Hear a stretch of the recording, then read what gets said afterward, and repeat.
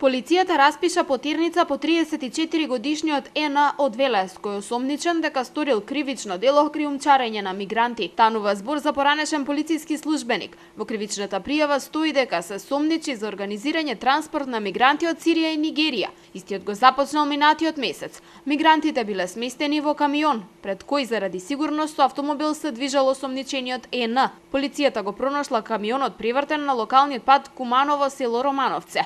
По доаѓањето на местото било утврдено дека возачот побегнал. Во непосредна близина на камионот пак биле пронајдени 9 мигранти. 50 на метри пред камионот било пронајдено и возилото Рено Клио кое го управувал Н. Од распитот на мигрантите било утврдено дека сите требало да пристигнат во Италија, а транспортот ги чинел 1000 евра. Главен организатор на шверцот на мигранти бил токму велешанецот Н. Кривична пријава пак е поднесена и против возачот на камионот, на чиј утврдување на идентитетот полицијата се уште работи. Според информациите на полицијата, поранешниот полицаец Н бил дел од франкфуртската мафија, поради што во Германија одлежал во затвор 3 години.